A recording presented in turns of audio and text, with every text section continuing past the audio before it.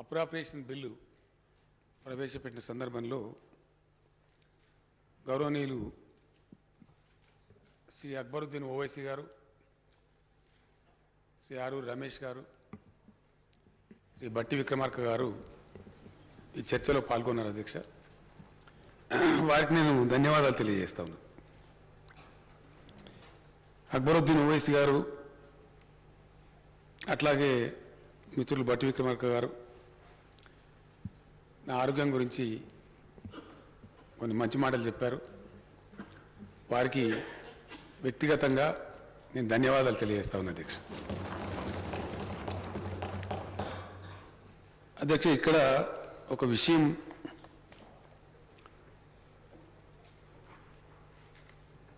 చర్చ జరగాల్సినటువంటి అవసరం ఉందనేది నా భావన. అధ్యక్ష,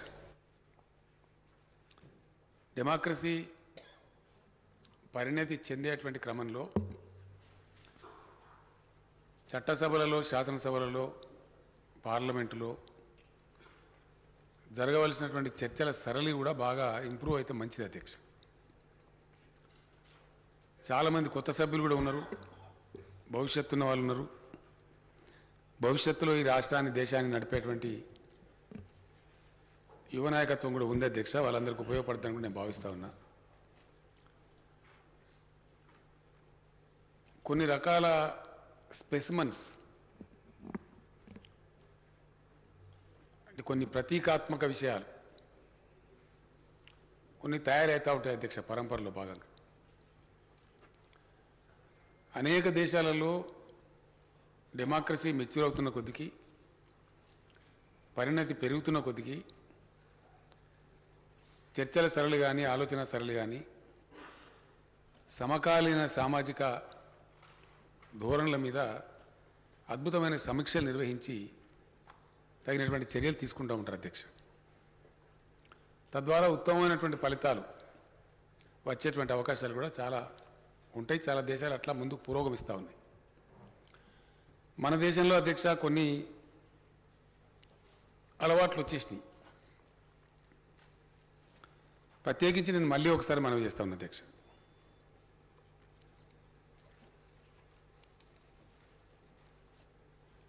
ఈ బడ్జెట్ అంటే అదేదో బ్రహ్మ పదార్థం అన్నట్టు,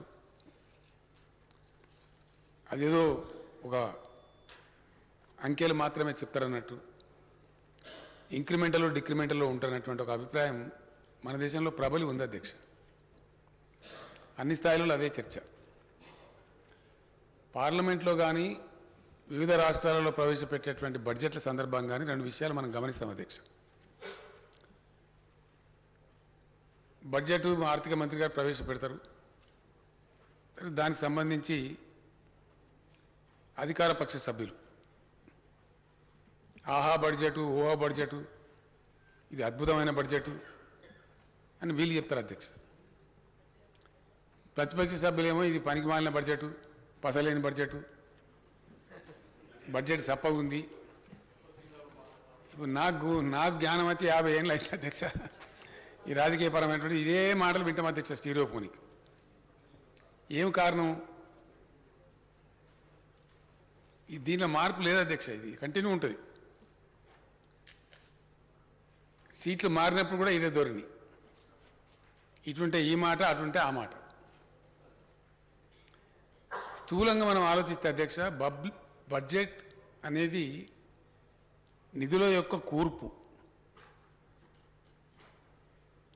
ఈ కూర్పు ఎట్లా ఉండాలా, ఏం జరగాల,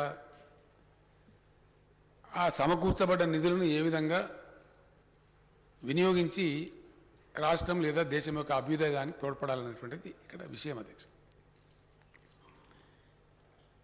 దీనిలో అప్పులు అనేది కూడా ఒక రెటరిక్ మన కంట్రీలో.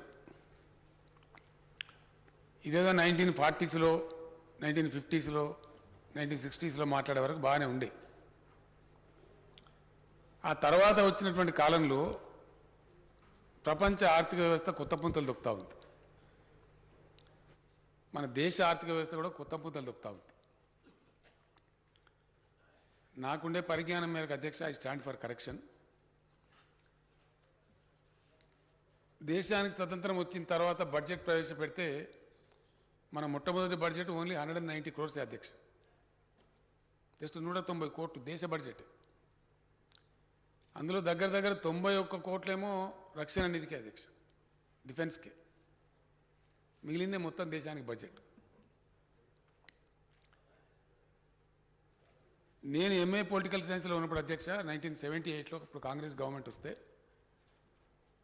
డాక్టర్ చెన్నారెడ్డి గారు ముఖ్యమంత్రిగా బడ్జెట్ ప్రవేశపెడితే 680 crores అధ్యక్ష బడ్జెట్, ఆంధ్రప్రదేశ్ బడ్జెట్. ఈరోజు మనం లక్షల కోట్లలో మాట్లాడుతా ఉన్నాం. అంటే ఈ నిధుల కూర్పుకు సంబంధించి నేను గతంలో కూడా చెప్పిన అధ్యక్ష, మళ్ళీ ఒకసారి మనవి చేస్తా ఉన్నా. వాస్తవానికి జరగాల్సింది అధ్యక్ష, ప్రజాస్వామ్య దేశంలో అన్నిటికన్నా ముఖ్యమైనటువంటి విభాగం ప్రణాళిక విభాగం అధ్యక్ష, ప్లానింగ్ డిపార్ట్మెంట్. ప్రతి ఆర్థిక సంవత్సరం ప్రారంభ దశలో, అంతకుముందు నేను ఇటీవల కాలంలో మన ఫైనాన్స్ సెక్రటరీ గారు కూడా చెప్పాను, మన సిఎస్ గారు కూడా చెప్పాను, ఫైనాన్స్ మినిస్టర్ గారు కూడా చెప్పాను. బడ్జెట్ రెండు రకాలు ఉంటుంది అధ్యక్ష, ఒకటి గవర్నమెంట్ బడ్జెట్, ఒకటేమో ప్రైవేట్ ఫ్యామిలీ బడ్జెట్. ఈ రెండింటి మధ్య చాలా స్పష్టమైన తేడా ఉంటుంది. ప్రైవేట్ బడ్జెట్ ఏమో వాళ్ళ బ్యాంక్ బ్యాలెన్స్ మీదనో వాళ్ళకు సంవత్సరం మొత్తం మీద కలిపి వచ్చే ఆదాయం మీదనో ఆధారపడి వాళ్ళ ప్లానింగ్ ఉంటుంది అధ్యక్ష. ఒక రైతుకు పంట పండితే 10 లక్షలు వస్తే ఏం చేయాలి ఈసారి? అమ్మాయి పెళ్లి చేయటమా, ఇల్లు కట్టుకోవటమా, లేదు పిల్లవాడిని మెడిసిన్ చదివించడమా, లేదు ఇంకేదైనా 2 ఆభరణాలు కొనుక్కోవడమా? ఇది ప్రైవేట్ బడ్జెట్ అధ్యక్ష. వాళ్ళ యొక్క పర్స్ ఏదైతే ఉంటుందో వాళ్ళ కిట్టి, దాని మీద ఆధారపడి వాళ్ళ బడ్జెట్ రూపకల్పన జరుగుతుంది. కానీ గవర్నమెంట్కి వచ్చేటప్పటికి అది తారుమారు అవుతుంది అధ్యక్ష. గవర్నమెంట్లో మొట్టమొదటి ప్లాన్ ప్రిపేర్ అవుతుంది. ఈ సంవత్సరం విద్యా రంగం మీద మనం ఎంత ఖర్చు పెట్టాలా, అవసరాలు ఏమున్నాయి, వైద్య రంగం పరిస్థితి ఏంది, లేదు ఫలానా రంగం ఏంది, ఫలానా రంగం ఏంది, నీటిపారుదల ఏంది, మంచి ఏంది, చెడ్డ ఏంది అని ఒక ప్లాన్ ప్రిపేర్ అవుతుంది. యాజ్ అగైన్స్ దట్ ప్లాన్ నిధుల కూర్పు జరుగుతుంది అధ్యక్ష. ప్రజాస్వామ్య ప్రభుత్వానికి వాస్తవంగా చెప్పానంటే ఉండే వైటల్ పవర్స్ రెండే అధ్యక్ష. Government in a democracy can tax anybody. ఆ ట్యాక్స్ ఎక్కువ వేసినరా తక్కువ వేసినరా అది ప్రజా కోర్టులో తీర్పు చెప్తారు అధ్యక్ష, ప్రజలు వాళ్ళకి నచ్చకపోతే. వైటల్ పవర్స్ రెండే రెండు, it can tax anybody, it can arrest anybody. ఈ రెండు అధికారులు మాత్రమే ఉంటాయి అధ్యక్ష. డెమోక్రసీలో ఉండే గొప్పతనమే అది. ఈ కూర్పులో భాగంగా రాష్ట్రానికి వచ్చేటువంటి పన్నులు మన దేశంలో ఉన్నటువంటి మన రాజ్యాంగ విహితమైనటువంటి అరేంజ్మెంట్ ప్రకారంగా కొన్ని పన్నులేమో రాష్ట్రాలు వసూలు చేస్తే అధ్యక్ష, కొన్ని సెంట్రల్ గవర్నమెంట్ వసూలు చేస్తుంది. States share in central taxes అంటే కేంద్రం కలెక్ట్ చేసిన దాంట్లో. తర్వాత ఫైనాన్స్ కమిషన్ గ్రాంట్స్, అవి పోను పన్నేతర రెవెన్యూ, నాన్ ట్యాక్స్ రెవెన్యూ, ఇందాక భట్టి గారు చెప్పారు. అవి పోను ఇంకో వెసులుబాటు ఏంటంటే మార్కెట్ బారోయింగ్స్. ఇవన్నీ కలిపి వీటి సమాహారం బడ్జెట్. భట్టి గారికి నా రిక్వెస్ట్ ఏంటంటే, మొన్న ఏదో ఒక మంచి మాట వారు మాట్లాడినట్టు నేను చూసిన పేపర్లలో, హౌస్లో లేను కానీ, మన ఊరు మన బడి కార్యక్రమం మంచి కార్యక్రమం అన్నారు. నేను ప్రతిసారి అంటా ఉంటా అధ్యక్ష, భట్టి విక్రమార్క గారి ప్రేమకు మేము నోసుకోలేదు, ఒకడన్నా మా గురించి మంచి మాట చెప్పరు అని అంటా ఉంటా.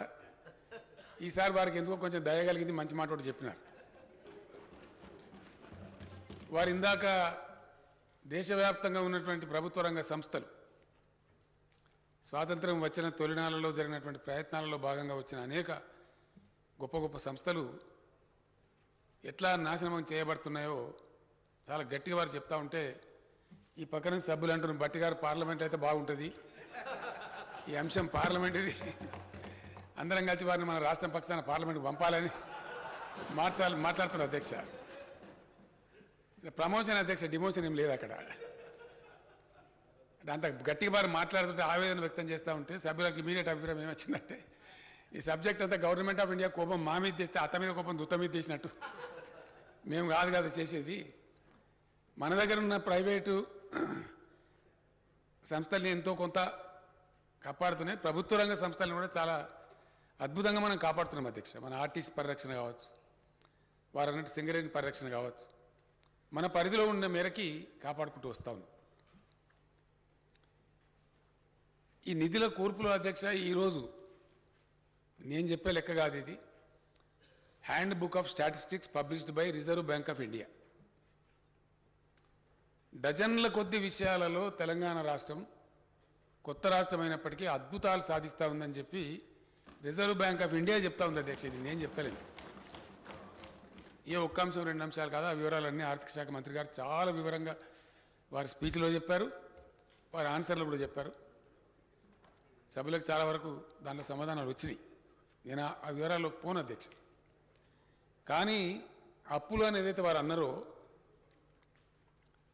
ఈ రోజున్నటువంటి విజ్డమ్ ఆఫ్ ఎకానమీలో, ఈ రోజున్నటువంటి ఎకనామిక్ డైనమిక్స్లో అది అప్పు కింద పరిగణించారు అధ్యక్ష, దాన్ని వనరుల సమీకరణ కింద పరిగణిస్తారు. ఇందాక నేను మనవి చేసినట్టుగా వనరులు అనేటివి రకరకాల పద్ధతులలో వస్తాయి. ట్యాక్స్ ద్వారా, ట్యాక్సేతరంగా, అట్లాగే మార్కెట్ బారోయింగ్స్ ద్వారా. ఆ వచ్చే దానిలో కూడా మనం ఎంత బ్రహ్మాండమైనటువంటి మన రాష్ట్రాన్ని ఒక కఠోరమైనటువంటి క్రమశిక్షణ పాటిస్తూ ఉన్నాం. కరప్షన్ను అణిచివేసినాం. ఎస్, డెఫినెట్గా గతంలో ఎన్నడూ లేనటువంటి పారదర్శకతను ప్రవేశపెట్టినాం. చిన్న మొత్తం కాదు కదా అధ్యక్ష, రైతు బంధు కింద ఇచ్చింది ఒక 50,000 కోట్ల పైచీలకి ఇచ్చినాం ఇప్పటికే. తమరు నేను ఆ రోజు లక్ష్మీపుత్రుడు అని అనేవాడిని అధ్యక్ష. తమరు వ్యవసాయ శాఖ మంత్రి ఉన్నప్పుడే దాన్ని ప్రారంభించినారు. 100% ట్రాన్స్పరెన్సీ సార్. ఇక్కడ ఫైనాన్స్ సెక్రటరీ గారు వేస్తే మన ఆర్థిక మంత్రి గారు చెప్పినట్టుగా అక్కడ సెల్ ఫోన్లలో టంగ్ టంగ్ టంగ్ మన మెసేజ్ వస్తుంది, బ్యాంకులో జమ అయిపోతుంది. దఫ్తర్కి పోయేది లేదు, దరఖాస్తు పెట్టేది లేదు, ఎవరికి సల్యూట్ కొట్టేది లేదు, పైరవి లేదు. మధ్య దళారీలు మాయమైపోయినారు. అట్లా అనేక విషయాలలో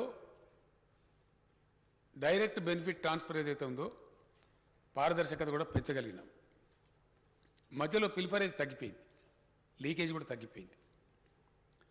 అట్లాంటి అనేక సంస్కారవంతమైనటువంటి ఆర్థిక క్రమశిక్షణను కఠినంగా పాటించడం మూలాన మన రాష్ట్రంలో ఉండే 29 మొన్నటి వరకు అధ్యక్ష, కశ్మీర్ యూటీ అయిన తర్వాత 28 రాష్ట్రాలు. 28వ రాష్ట్రంలో అప్పులు చేసే క్రమంలో మన ర్యాంకు 25వ స్థానంలో ఉన్నాం అధ్యక్ష. మనకన్నా పైన 24 రాష్ట్రాలు మనకన్నా చాలా ఎక్కువ అప్పు చేసినాయి. Our debt percentage to our GSDP is only 23% అధ్యక్ష. 40% పైన ఉన్న వాళ్ళు ఉన్నారు, 35 ఉన్నారు. కాంగ్రెస్ పార్టీ పరిపాలించే రాజస్థాన్ కూడా మనకన్నా ఎక్కువనే ఉంది, పంజాబ్ చాలా ఎక్కువలో ఉంది, ఇతర రాష్ట్రాలు సరే సరే. 25th ప్లేస్లో మనం ఉన్నామంటేనే మనం చాలా తక్కువ అప్పులు చేస్తున్నామని అర్థం అధ్యక్ష. అప్పుల వల్ల మనకు వచ్చే ప్రమాదం ఏం లేదు. దాని గురించి బట్టి విక్రమార్క గారు అస్సలు రంది పెట్టుకునే అవసరం లేదని నేను మనవి చేస్తా ఉన్నా అధ్యక్ష. ఇంకొకటి కూడా ఆశించేది ఏంటంటే, ఇది చాలా ఇంపార్టెంట్ ఎకడమిక్ పాయింట్ అధ్యక్ష. నేను చెప్పేది బడ్జెట్ మీద చర్చ జరిగేటప్పుడు ఒక విషయం తప్పకుండా చర్చ జరగాలి డెఫినెట్గా. ఆ స్థాయి మన సభకు రావాలి అధ్యక్ష. ఇండియాలో ఉన్నటువంటి, మన భారతదేశంలో ఉన్నటువంటి విధానం ప్రకారంగా ఫిస్కల్ పాలసీ, ఆర్థికపరమైనటువంటి అంశాల మీద కంట్రోలు, దేశం యొక్క విత్త విధానాన్ని నిర్ణయించేది కేంద్ర ప్రభుత్వం అధ్యక్ష. నిర్ణయించేది, నిర్వహించేది, నియంత్రించేది కూడా వాళ్ళే. కాబట్టి మనము any state government in India has to be alike government of India, it cannot be unlike. We have to be in the food steps of government of India only. చిన్న కొద్ది మేరకే మనకు స్వేచ్ఛ ఉంటుంది తప్ప బ్రాడ్గా fiscal policy lies with the government of India. అక్కడ గొప్ప కనుక ఉన్నట్టయితే వ్యవహారం అంతా దేశం అంతా గొప్పగా ఉంటుంది అధ్యక్ష. ఆ పరిస్థితి కూడా రాష్ట్రాల శాసనసభలు సమీక్ష చేయాలి. ఆ పరిణతిని రాష్ట్ర శాసనసభలు సంతరించుకోవాలి.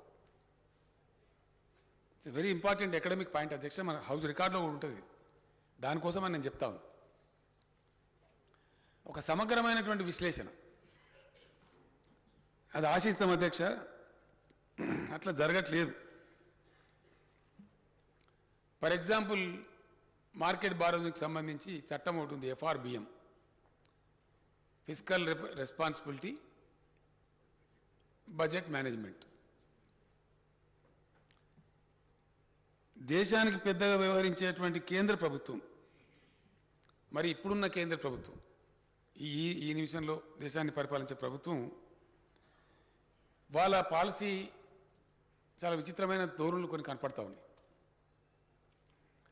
క్రమశిక్షణ అనేది అంతటా పాటించబడాలి కదా అధ్యక్ష, అందరికీ ఉండాలి కదా. ఆంక్షలున్న పద్ధతులున్న ఏదున్నా మొత్తం దేశం యొక్క పరిస్థితిని దృష్టిలో పెట్టుకోవాలి. అది కనపడట్లేదు. ఇప్పుడున్న వాళ్ళ పాలసీ ఏంటంటే బలమైన కేంద్రం, బలహీనమైన రాష్ట్రాలు. ఇది చాలా ఫెడరల్ సమాఖ్య యొక్క స్ఫూర్తికి విఘాతం కలిగించేటువంటి, అవాంఛితమైనటువంటి, అనారోగ్యమైనటువంటి అప్రజాస్వామిక చర్య అధ్యక్ష. ఇది భవిష్యత్తులో దేశంలో అనేక సమస్యలకు దారి కూడా తీస్తుంది. ఇట్లాగా ఈ పెడధోరణి కనుక కొనసాగితే it's not desirable, definitely not desirable. ఎందుకంటే రాజ్యాంగంలోనే మొట్టమొదటి తొట్టతొలి పేర్లనే ఉంటుంది అధ్యక్ష, భారతదేశం రాష్ట్రాల సమాఖ్య. అది రాజ్యాంగం చెప్పిన మాట. కాబట్టి రాష్ట్రాల ఉనికిని లేకుండా చేస్తాం, రాష్ట్రాలను అణిచిపెడతాం అనేటటువంటి అనేక దుర్మార్గమైన చర్యలు ప్రస్తుత కేంద్ర ప్రభుత్వం చేపడతా ఉంది, చేస్తూ ఉంది. FRBM ఉంది అధ్యక్ష. FRBM ఇంకో మాట కూడా ఇక్కడ చెప్పాలి. కేంద్రం యొక్క పర్ఫార్మెన్స్ మనకన్నా బాగాలేదు అధ్యక్ష, మనకన్నా చాలా దిగజారిపోయింది. డెఫినెట్గా అందులో అనుమానం కూడా అవసరం లేదు. ఎందుకంటే గణాంకాలు అధ్యక్ష, ఇలా దాచిపెట్టేది కూడా ఏం లేదు, దీన్ని దాచగలిగింది కూడా ఏం లేదు. ఇవి కేంద్రమే వివిధ పద్ధతులలో పార్లమెంట్లో ఎకనామిక్ స్టాటిస్టిక్స్ పెట్టినప్పుడు సభ ముందు పెట్టేటువంటి డాక్యుమెంట్స్ ఇవి దాచిపెట్టేటివి కావు. డెఫినెట్లీ కేంద్ర ప్రభుత్వం యొక్క పర్ఫార్మెన్స్ మనకన్నా చాలా బ్యాడ్గా ఉంది అధ్యక్ష, చాలా లో ఉంది. మనకు వాళ్ళకి చాలా తేడా ఉంది. పర్ క్యాపిటల్ ఇన్కమ్ చూసినా, GDP చూసినా, ఇంకా ఏ విషయంలో చూసినా కూడా కేంద్రం పర్ఫార్మెన్స్ డిజాస్టర్స్గా ఉంది డెఫినెట్గా. కానీ వాళ్ళదేమో వాళ్ళు పెట్టే పరిమితి it's purely academic subject sir. గౌరవ సభ్యులకు తెలవాలి, యువ శాసన సభ్యులు చాలామంది ఉన్నారు. టుడే ఈ రోజుకున్న లెక్క అధ్యక్ష, RBI కేంద్ర ప్రభుత్వం వెలువరించినటువంటి నివేదికల ద్వారా చెప్తున్నటువంటి మాట, వాళ్ళ debt percent to GDP is 58.5%. అంటే 58.5% వరకు కేంద్ర ప్రభుత్వం అప్పులు తీసుకున్నది. వెరసి ఈరోజు భారతదేశం యొక్క అప్పు 152 లక్షల కోట్లు. రాష్ట్రాలకు ఇచ్చేదేమో బిలో 25%. మీరు 25% మించద్దు. మరి రాష్ట్రాలకు ఇచ్చిన నీతినే కేంద్రం కూడా పాటించాలి కదా అధ్యక్ష. వాళ్ళ పైన ఇంకేం బాడీ లేదు కాబట్టి, వాళ్ళని అడిగేవాళ్ళు లేరు కాబట్టి, వాళ్ళేమో ఇష్టం వచ్చినట్టు నిధుల సమీకరణ చేస్తారు, రాష్ట్రాలను మాత్రం తొక్కి పెడతారు. అంతవరకే ఆగుంటే బాగుండేది. ఇప్పుడున్న కేంద్ర ప్రభుత్వం ఫెడరల్ స్ఫూర్తిని చాలా భయంకరంగా దెబ్బతీస్తూ ఉంది. ఫర్ ఎగ్జాంపుల్ అధ్యక్ష, మొన్న నేను వనపర్తి జిల్లాలో నూతన కలెక్టరేట్ ప్రారంభోత్సవానికి పోయిన అధ్యక్ష. మన వ్యవసాయ శాఖ మంత్రి గారు తీసుకెళ్తే అక్కడ పోయినాం. ఆ సందర్భంలో అక్కడ ప్రజలు కోరినారు, ఒక రోడ్డు వేయాల్సిన అక్కడ ఉంది. చిన్న లీనియర్ రోడ్, అంత పెద్ద గొప్ప రోడ్డు కూడా కాదు, దానికి 100 ఎకరాలు తీసుకునే అవసరం కూడా లేదు. కొద్దిపాటి అడవి భూమి తీసుకోవాలి, మధ్యలో ఉంది. నిన్న మొన్నటి వరకు రాష్ట్రానికి ఉన్న అధికారం అధ్యక్ష 5 హెక్టార్స్ వరకు ప్రజల అవసరాల కోసం ఒక రోడ్డు కానీ, ఒక ఇరిగేషన్ కాలువ కానీ ఏదో కాలనీ నిర్మాణం కానీ మరొకటి కానీ 5 హెక్టార్స్ వరకు మనం వాడుకునే అవకాశం మనకు ఉన్నది. ఇప్పుడున్న కేంద్రం దాన్ని తగ్గించి కోతబెట్టి ఓన్లీ 1 హెక్టార్ తెచ్చారు. ఇది సమాఖ్య స్ఫూర్తికి విఘాతం కలిగిస్తుందా? సమాఖ్య స్ఫూర్తిని పెంపొందిస్తుందా? భారతదేశం రాష్ట్రాల సమాహారం అనే రాజ్యాంగ స్ఫూర్తికి విఘాతం కలిగిస్తుందా? ఇది సమీక్ష చేయాల్సిన అవసరం ఉంది. ఈడ ప్రతిపక్షం అధికార పక్షం అనే భేదం లేకుండా రాష్ట్రాల శాసనసభలు ఇటువంటి విషయాలను ఫెడరల్ స్ఫూర్తికి విరుద్ధంగా జరిగేటువంటి విధానాలను ముక్త కంఠంతో ఏకకంఠంతో మనందరం కూడా ఖండించాల్సిన అవసరం ఉందని నా అభిప్రాయం అధ్యక్ష. All states in India, all legislatures in India must debate on this point, because the very spirit of federalism is in danger. చాలా ఘోరమైన పనులు జరుగుతూ ఉన్నాయి. చివరికి అధ్యక్ష, రాష్ట్రాలలో ఆల్ ఇండియా సర్వీస్ అధికారులు పనిచేస్తారు. మనకు 3 రకాలుగా ఉంటారు ఆల్ ఇండియా సర్వీస్ ఆఫీసర్స్ రాష్ట్రాల పరిధిలో ఉన్నప్పుడు. సరే, మరొకటి కూడా ఉంటుంది ఇండియన్ ఫారిన్ సర్వీస్, అది వేరే. ఐఏఎస్, ఐపీఎస్, ఐఎఫ్ఎస్ అధికారులు మన దగ్గర పనిచేస్తారు అధ్యక్ష. వీళ్ళు రాష్ట్ర ప్రభుత్వం యొక్క పాలసీ మేకింగ్లో, పొలిటికల్ బ్యూరోక్రసీకి ఇచ్చే గైడెన్స్లో చాలా ప్రధాన భూమిక పోషిస్తారు అధ్యక్ష. రాజకీయ ప్రభుత్వాలు మారినా వాళ్ళు కంటిన్యూస్గా ఉంటారు కాబట్టి రాష్ట్రం యొక్క స్థితిగతులు చక్కటి పద్ధతిలో పోవడానికి మార్గదర్శనం చేస్తూ ఉంటారు. అందుకే దేశం వాళ్ళకి అంత ఉన్నత స్థాయి డిగ్రీ ఇచ్చి గౌరవం ఇచ్చింది. వాళ్ళు ఏ రాష్ట్రంలో ఏ పాలసీ ఉంటుందో, అక్కడ అవసరాలు ఉంటాయో దానికి అనుగుణంగా వాళ్ళు పనిచేస్తారు అధ్యక్ష. దానిలో మమేకమై పనిచేస్తారు. They are once allotted to a cadre, they are part of the state government. ఇక్కడనే ఎండ్ ఆఫ్ ద సర్వీస్ దాకా పనిచేస్తారు, రిటైర్ అవుతారు. ఆ విధంగా ఉంటుంది. అంటే రాష్ట్రంతో పూర్తిగా వాళ్ళ జీవితం ముడిపడి ఉంటుంది. చాలామంది అధికారులు చాలా ఎమోషనల్ కూడా పనిచేస్తారు అధ్యక్ష. హై కమిట్మెంట్స్ ఉండే వాళ్ళు ఉంటారు. వాళ్ళను కూడా ఈరోజు కేంద్రం రూల్ మారుస్తాం, ఏ రాష్ట్రంలో ఉన్న ఏ అధికారినైనా సరే ఎప్పుడు పడితే అప్పుడు వాపసు తీసుకునేటట్టు పిలిపించుకునే అధికారం మేము పెట్టుకుంటామని చెప్పి మీ గొంతుకు వస్తామని రాష్ట్రాలని అడిగింది అధ్యక్ష కేంద్ర ప్రభుత్వం. ఇట్లా చేద్దామనుకుంటున్నాం, మీ అభిప్రాయం ఏందని.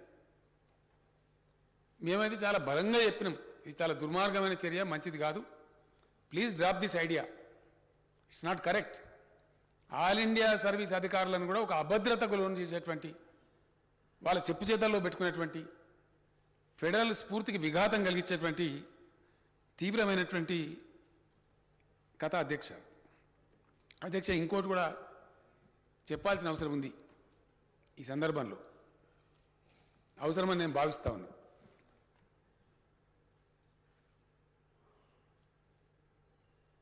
Budget is a public fund అధ్యక్ష. Budget definitely public fund. And politics is much beyond votes and seats. ఎంతసేపు ఓట్లు లెక్క పెట్టుకోవడం, సీట్ల నెచ్చి లెక్క పెట్టుకోవడం, అది మాత్రమే రాజకీయం కాదు అధ్యక్ష. అంతకే పరిమితమైతే అది అరాచకం అవుతుంది, రాజకీయం కాదు. It's much beyond seats and votes. కానీ ఈ మధ్య దురదృష్టం, చాలామంది పిగ్మీలు ఇందులో దూరిపోయి అవగాహన లేమితోని, అసహజమైనటువంటి పెడధోరణులతోని ప్రజాస్వామ్య స్ఫూర్తికి చాలా పెద్ద భయంకరమైనటువంటి విఘాతం తెచ్చే పనులు చేస్తూ ఉన్నారు. వాళ్ళ నోళ్ళకు మొక్కాలు. అనేకమైనటువంటి జాడ్యాలు ప్రబలగొట్టి చక్కగా మంచి ప్రేమపూర్వకంగా ఈ దేశంలో విషబీజాలు నాటుతూ ఉన్నారు. Which is not correct at all, not in the country of at all. తాత్కాలికంగా కొంతమందికి రాక్షసానందం కలిగించవచ్చు, కానీ లాంగ్ రన్లో ప్రపంచానికే మార్గదర్శకంగా ఉంటూ భిన్నత్వంలో ఏకత్వాన్ని ప్రదర్శిస్తూ ముందుకు సాగుతున్నటువంటి భారత సమాజం యొక్క ఔన్నత్యాన్ని దారుణంగా దెబ్బతీసే చర్య అధ్యక్ష. నేను సందర్భంలో మనం మనవి చేయడం జరిగింది. డెఫినెట్లీ ఎవరు అవునన్నా కాదన్నా అధ్యక్ష, మన రాష్ట్రం కాకపోయినప్పటికీ ఉన్నది ఉన్నట్టుగా మాట్లాడానంటే, today in India Bengaluru city is the silicon valley of India. IT రంగంలో ఎంతమంది అధ్యక్ష, అక్కడ అనేక రాష్ట్ర ప్రభుత్వాలు, అనేక మంది ముఖ్యమంత్రులు, అనేక మంది ప్రధాన కార్యదర్శులు, అనేక మంది ఆల్ ఇండియా సర్వీస్ అధికారులు అనేక దశాబ్దాల పాటు కొనసాగించిన కృషి వల్ల అక్కడ సుమారు 30 లక్షల మంది పొట్టబోసుకుంటారు అధ్యక్ష ఐటీలో బెంగళూరులో. వాళ్ళ తర్వాత రెండవ స్థానంలో మనం ఉన్నాం ఈరోజు ఇండియాలో. 3 లక్షల కోట్ల పైచీలకు సాఫ్ట్వేర్ ఎగుమతులు బెంగళూరు నుంచి జరిగితే సుమారు 1,50,000 కోట్ల దరిదాపుల వాళ్ళలో 50% మన 148 అధ్యక్ష నాకు తెలిసి లేటెస్ట్ ఫిగర్. సుమారు 1,50,000 కోట్ల సాఫ్ట్వేర్ ఎక్స్పోర్ట్ మన హైదరాబాద్ నుంచి జరుగుతుంది. చిన్నతనంలో నేను బేగంపేట ఎయిర్పోర్టు మా స్కూల్ ఎక్స్కర్షన్లో వస్తే అధ్యక్ష 3 గంటలు నిల్చుంటే ఒక విమానం వచ్చింది అధ్యక్ష. 3 గంటలు. Today our Shamshabad airport handles about 589 aircrafts a day.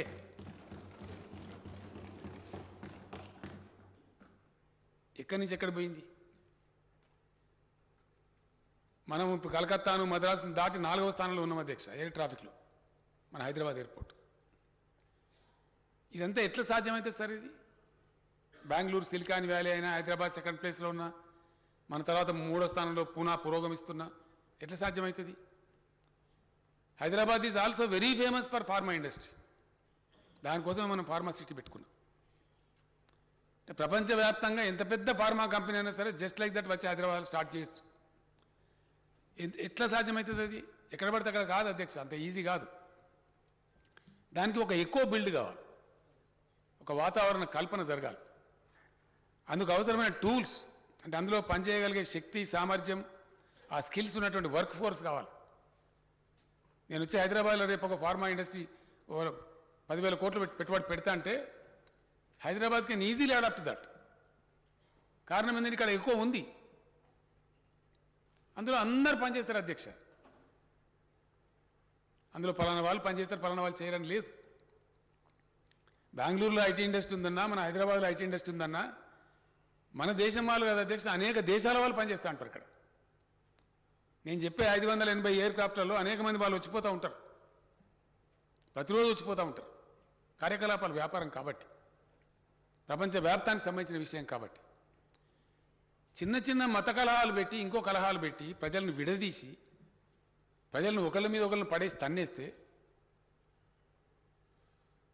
బెంగళూరులో విమానం దిగితే ఆడ కర్ఫ్యూ ఉంటుందట. హిజాబ్ పంచాయతీ, హిజాబ్ అదేందో హిజాబ్ పంచాయతీ.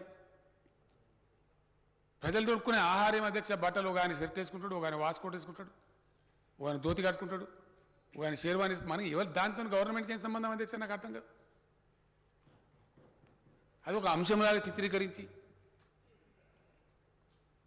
ఇంత సంకుచితమైనటువంటి విధానంలో వ్యవహారం చేస్తే ఈ దేశం ఎక్కడికి పోతుంది? ఏం జరుగుతుంది? What will happen? హైదరాబాద్లో బాగుంటుందట వాతావరణం, ఆడ ఫార్మా పరిశ్రమ పెట్టుకోవచ్చు, ఆడ పోల్ట్రీ ఇండస్ట్రీ పెట్టుకోవచ్చు, అక్కడ ఐటీ పరిశ్రమ పెట్టుకోవచ్చు అంటే వాడు వస్తాడు. కానీ ఎయిర్పోర్ట్లో దిగంగానే వాళ్ళు డామ్మని కత్తులు పట్టి పొడుచుకుంటారట, కర్ఫ్యూ ఉంటుందట, 144 సెక్షన్ ఉంటుంది. ఎవడు వస్తారు అధ్యక్ష? ఈ బిల్డ్ అయినటువంటి ఎక్కువ ఏదైతే ఉందో ఇది ధ్వంసం అయితే లక్షలాది మంది యువకుల భవిష్యత్తు అగమ్యగోచరం అవుతుంది అధ్యక్ష ఈ దేశంలో. కాబోతా ఉన్నది ఈ దేశంలో. I'm very sorry to say, with all the pain I'm telling this. ఇది పూర్తి స్థాయిలో పెడదోరిని. ఏ రకంగా కూడా ఈ దేశానికి మంచిది కాదు, ఎవరికి కూడా మంచిది కాదు. ఇక్కడెక్కడో వస్తారు అధ్యక్ష, హైదరాబాద్ పోతే ఇంత పొట్టబోసుకోవచ్చు, బతకచ్చు, ఏదో పని దొరుకుతుంది, ఆశతో వస్తారు. ఇవాళ 11 రాష్ట్రాల వాళ్ళు వచ్చి మన దగ్గర పొట్టబోసుకుంటున్నారు అధ్యక్ష. అనేక రకాల మన హైదరాబాద్ రియల్ ఎస్టేట్లో, హౌస్ బిల్డింగ్ ఇండస్ట్రీలో కావచ్చు, మన ఫార్మా సిటీ, మన ఫార్మా కంపెనీలలో కావచ్చు, మన ఐటీ కంపెనీలలో కావచ్చు, దేశం నలుమూల నుంచి వస్తారు, విదేశాల నుంచి వస్తారు. ఈ ఎక్కువ బిల్డ్ అయ్యేటువంటి వాతావరణం ఎంతవరకు మంచిది? దయచేసి ఈ దేశ యువత, ఈ రాష్ట్ర యువత ఈ విషయంలో ఈ ఉన్మాదుల చర్యలు ఎక్కడ తీసుకుపోతాయి ఈ దేశాన్ని? ఎంతవరకు ఇది సమంజసం? ఎన్నో దశాబ్దాల తరబడి అనేక మంది శ్రమ మీద, అనేక వ్యయ ప్రయాసాల గురించి నిర్మితమైనటువంటి ఈ వాతావరణాన్ని కలుషితం చేస్తే ఏం జరగబోతుంది ఈ దేశానికి? దీని మీద కూడా తీవ్రమైనటువంటి చర్చ జరగాల్సిన అక్కర ఉంది అధ్యక్ష. Yes I say, I would like to be on record, మనకంటే ఆర్థిక నిర్వహణలో దేశం పరిస్థితి చాలా దారుణంగా ఉంది. సింపుల్ మాట అధ్యక్ష, 2014లో అప్పుడు యూపీఏ గవర్నమెంట్ ఉండేది. యూపీఏ గవర్నమెంట్ మీద నానా రకాల నిందలు మోపి రకరకాల వ్యాఖ్యానాలు ప్రచారం చేసి ఇప్పుడున్న ప్రభుత్వం అధికారంలోకి వచ్చినది. దేశ ప్రజల పరిస్థితి ఏమైపోయిందంటే అన్నవస్త్రానికి పోతే ఉన్నవస్త్రం పోయిన కాడికి వచ్చింది. వాళ్ళ పర్ఫార్మెన్సే బాగలేదని వీళ్ళకు ఓట్లేసారు అధ్యక్ష. మొత్తం క్రాష్ అయిపోయింది దేశం. ఎస్, యూపీఏ పీరియడ్లో ఉన్న పరిస్థితి కూడా దిగజారిపోయింది ఇప్పుడు డెఫినెట్గా. వాళ్ళు ఇది కేంద్రం ఇచ్చే గణాంకాలు అధ్యక్ష, నా కవిత్వం కాదు ఇది. ఆ రోజు గ్రోత్ 8% ఉంటే ఈరోజు 6% పడిపోయింది. కేంద్ర ప్రభుత్వం బడ్జెట్లో నిన్నగాక మొన్న చెప్పిన లెక్క వీడికి ఆనంది సెషన్ జరుగుతూ ఉంది. ఆర్థిక పరిస్థితి దిగజారుడు అనే దానికి సాకు కరోనా కాదు అధ్యక్ష. Much before corona pandemic, the decline in the financial progress of the country has taken place. It's a fact. అంటే ఎట్లుంటుందంటే అధ్యక్ష, ఇవాళ మన జీడిపి, మన జిఎస్డిపి, జీడిపి అంటే జిఎస్డిపి అంటే కన్ఫ్యూజన్ ఏం లేదు అధ్యక్ష. ఇక్కడ స్టేట్ వస్తుంది కాబట్టి జిఎస్ యాడ్ అవుతుంది అంతే.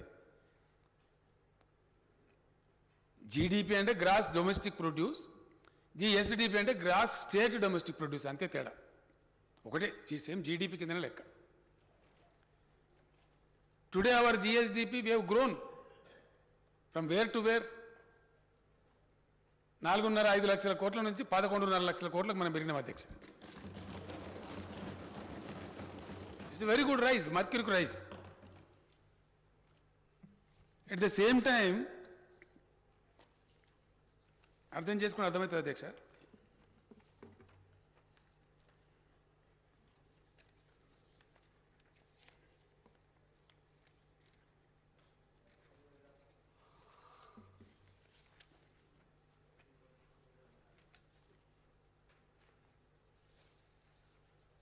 తలసరి ఆదాయం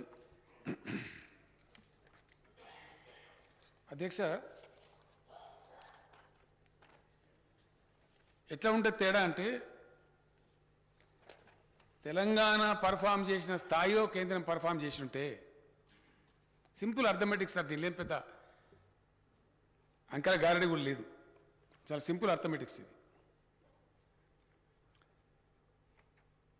మన జీడిపి, మన జిఎస్డిపి ఈరోజు తెలంగాణ స్థాయిలో కనుక కేంద్రం పనిచేసి ఉంటే 11.5 లక్షల కోట్లు కాదు అధ్యక్ష, 14.3 లక్షల కోట్లు ఉండాలి. కానీ 11.5 కాడ ఆగిపోయినాం. ఏం కారణం? మనం చేసిన స్థాయిలో కేంద్రం పర్ఫార్మెన్స్ లేదు కాబట్టి. సంపద సమకూరాలి మనకు కూడా అంటే కేంద్రం కూడా బాగా పర్ఫామ్ చేయాలి అధ్యక్ష, సైమల్టేనియస్గా రెండు పర్ఫామ్ చేయాలి. అక్కడ లేదు అధ్యక్ష. 5 లక్షల కోట్ల నుండి మనమేమో 11.55 లక్షల కోట్లకు మనం పెరిగినాం అధ్యక్ష. ప్రతి సంవత్సరం 1 లక్ష కోట్ల సంపద మనం పెంచుకుంటూ పోతున్నాం. ఇదే సమయంలో 7 సంవత్సరాల కాలంలో దేశం యొక్క జీడిపి 124 లక్షల కోట్ల నుంచి 236 లక్షల కోట్లకు పెరిగింది అధ్యక్ష. అంటే భారతదేశ వృద్ధి రేటు కంటే తెలంగాణ వృద్ధి రేటు 38.7% ఎక్కువ అధ్యక్ష.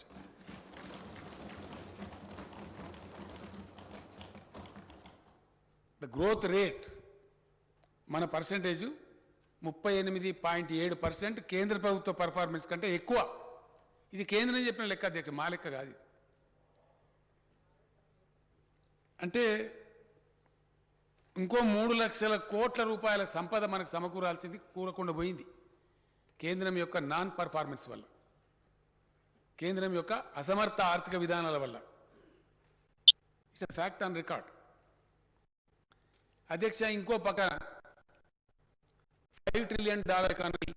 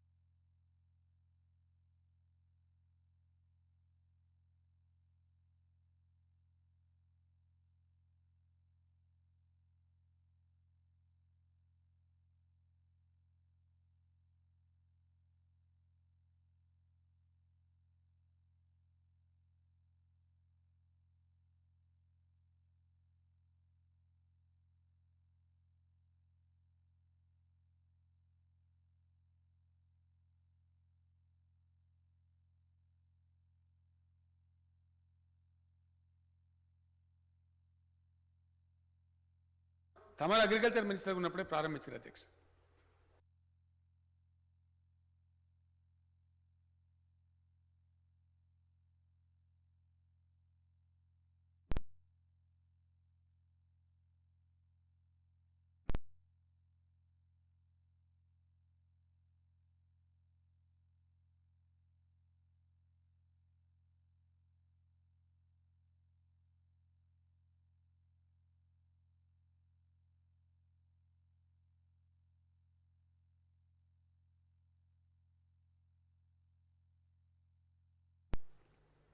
సో ఆ విధంగా పంట పెట్టుబడి ఇస్తా ఉన్నాం, ఎకరానికి 10,000 రూపాయలు 2 పంటలకు కలిపి ఫ్రీగా నీళ్ళు ఇస్తా ఉన్నాం.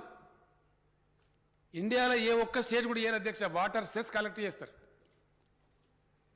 పద్మా దేవేందర్ రెడ్డి గారు వారి కాన్స్టిట్యూన్సీకి తీసుకెళ్తే అప్పుడు ధర్మారెడ్డి గారు ఒక ఆయన కలెక్టర్ ఉండేవాడు అధ్యక్ష. మాట్లాడుతుంటే వారు చెప్పినారు, సార్ ఈ వాటర్ సెస్ బకాయిలు ఉన్నాయి, వాళ్ళు కట్టరు, మనం తీసుకోము, మీరేమో సెస్ ఎత్తేద్దామని ఆలోచన ఉన్నారని తెలిసింది, ఆ బకాయిలు కూడా మాఫీ చేయండి సార్ దయచేసి అని చెప్తే దాన్ని పరిశీలన చేసి వెంటనే ఫైనాన్స్ సెక్రటరీ గారు రిక్వెస్ట్ చేసి మాట్లాడి పాత బకాయిలు మొత్తం కొన్ని 100 కోట్లు ఉంటే అవి రద్దు చేసి there is no water cess in the state of Telangana, there is no power charge, 24 hours free supply to farmers. ఎందుకు అధ్యక్ష మాకేమి కన్ఫ్యూజ్ చేయరాకనా లేదా పట్టుకోరాకనా వసూలు చేయరాకనా? చిన్న భిన్నమైపోయి చితికిపోయినటువంటి తెలంగాణ రైతుల బతుకులు స్థిరపడాలి, మళ్ళీ ఒక ముఖం తెలివి రావాలి, ఒక దరికి రావాలి అనే ఒక స్థిరమైనటువంటి పాలసీ తీసుకొని ప్రయత్నం చేస్తామని ఇప్పుడు కొంత దరికి వచ్చింది అధ్యక్ష. హైదరాబాద్లో ఐటీ ఎంప్లాయీస్ కూడా పోయి ఇలా ఊళ్ళలో ఇల్లు కట్టుకొని మళ్ళీ వ్యవసాయం మొదలుపెట్టినారు అధ్యక్ష. ఆ దెబ్బతో బ్రహ్మాండంగా భూముల రేట్లు పెరిగిపోయినాయి తెలంగాణలో. ఎక్కడ పోయినా 20 లక్షలు 25 లక్షల లోపల భూమి దొరికే ప్రశ్నే లేదు అధ్యక్ష. జర్ర రోడ్ పక్కకి ఇటుంటే 50 లక్షలు, స్టేట్ హైవే పక్కకుంటే 2 కోట్లు 1.5 కోట్లు ఇవాళకి మొక్కాలే. పెరిగిపోయింది, డిస్ట్రెస్ సేల్స్ లేవు. భూమి కావాలని అడిగితే 30 లక్షలు అంటే కూడా నేను 40 లక్షలు ఇస్తా అంటుండే. ఇవాళ ఇరిగేషన్ ప్రాజెక్టులు కంప్లీట్ చేసి మనం 1,00,000 కోట్లు దాదాపు ఖర్చు పెట్టి తెచ్చినా ఫ్రీ వాటర్ సప్లై ఇస్తా ఉన్నాం. మొన్న హరీష్ రావు గారు కుడవేలు వాగులో నీళ్ళు వదలాలంటున్నారు, హల్దీ వాగులో నీళ్ళు వదలాలంటున్నారు. చెక్ డ్యాములు కట్టినాం కాబట్టి ఆశపడి ప్రజలు అడుగుతారు, పంటలు ఎండిపోవద్దని అడుగుతారు. అధ్యక్ష ఈ విధంగా ప్రయత్నాలు చేస్తూ ఉన్నాం. మిత్రులు మా శ్రీధర్ బాబు గారు చెప్తారు చిన్న కాళేశ్వరం పని, గతంలో దానికి ఏం అలొకేషన్ లేదు, ఏం లేదు, దాని పెద్ద ఆంధ్ర వాళ్ళు అబ్జెక్షన్ పెట్టినారు. I congratulate mister Sridhar Babu. ఈ మధ్యనే సిడబ్ల్యూసీ క్లియరెన్స్ కూడా వచ్చిన దానికి, అది అప్రూవ్ అయిపోయింది. అంటే ఎందుకోసం ఇదంతా ప్రయత్నం చేస్తూ ఉన్నాం? తెలంగాణకు నీళ్ళు రావాలి, మరి నీళ్ళు కింద ఉన్నాయి, మన భూభాగం పైన ఉన్నది, మన టెర్రేన్ అట్లుంది, డెఫినెట్గా లిఫ్ట్ చేయాల్సిందే. చిన్న కాళేశ్వరమైనా పెద్ద కాళేశ్వరమైనా పాలమూరైనా సీతారామైనా ఇంకోటైనా మల్టీ స్టేజ్ లిఫ్ట్ చేసుకొని ఆ ఒక్కొక్క స్టేజ్లో ఒక్కొక్క కొన్ని లక్షల ఎకరాలు పారించుకుంటూ వస్తాం అధ్యక్ష. ఇప్పుడిప్పుడు కొద్దిగా తెలంగాణ రైతుల మొక్కలు కొద్దిగా నవ్వు మొక్క వస్తూ ఉంది, కొద్దిగా జరుగుతూ ఉంది. ఇండియాలో ఏ రాష్ట్రం కూడా కల్తీ విత్తనాల మీద పీడీ యాక్ట్ పెట్టలేదు అధ్యక్ష. One and only state PD act కల్తీ విత్తనాల మీద ఇచ్చిన స్టేట్ తెలంగాణ స్టేట్. కఠినమైన చర్యలు తీసుకుంటా ఉన్నాం. బట్టి గారు అన్నట్టు ఇంకా ఎక్కడైనా 1 6 ఉంటే డెఫినెట్గా నేను వ్యవసాయ శాఖ మంత్రి గారికి మనవి చేస్తా ఉన్నా, ఉక్కు పాదంతో వివరించండి ఆ దుర్మార్గులను, కఠినమైన చర్యలు తీసుకోమని కోరుతా ఉన్న అధ్యక్ష. తప్పకుండా సూచన, మంచి సూచన, అది నివారించాల్సిందే, సమూలంగా నిర్మించాల్సిందే, ఆ అవసరం ఉంది. అందులో భాగంగానే ఈ వ్యవసాయ స్థిరీకరణ జరగాలి అనే దాంట్లో భాగంగా ఉచిత కరెంట్ ఇస్తూ ఉన్నాం అధ్యక్ష. రైతులు ఏంటంటే మేము ఎక్కడ ఉండాలి సార్, మేము రాత్రి ఆడబోయి పెడతామంటే సరే అని చెప్పి 24 hours పవర్ ఇస్తాము. ఆనందంగా ఇప్పుడు మంచిగా పొద్దుట పుట్టిన పంటలు పండిస్తూ ఉన్నారు, చాలా సంతోషం. ఈ ఎఫ్ఆర్బిఎంలో 0.5% మీరు మీటర్లు పెడితేనే మీకు ఇస్తాం. నేను చెప్పినా నేను చచ్చినా సరే నేను పెట్టాను చెప్పి అంటే ఏమైతుంది అధ్యక్ష? ఇప్పుడు 5 ఏళ్ళకి పెట్టిన అంక్ష అది 5 ఏళ్ళు ఇంటూ 5,000 25,000 కోట్ల రూపాయలు తెలంగాణ నష్టపోతుంది కేంద్రం అవలంబించే దుర్మార్గమైనటువంటి పాలసీ వల్ల. This is the reality, this is the fact, this is what is happening. సరిగా మాట్లాడడం చాలా మాట్లాడతారు అధ్యక్ష బయట. ఇది మంచి పద్ధతి అయితే జరుగుతలేదు అధ్యక్ష. జీడిపి 8% నుంచి 6% పడిపోయింది సార్. 5 లక్షల పైచీలకు సంస్థలు పరిశ్రమలు మూతపడ్డాయి. నిరుద్యోగిత రేటు, అన్ఎంప్లాయ్మెంట్ రేట్ యూపీఏ ప్రభుత్వం కంటే చాలా దారుణంగా పడిపోయింది.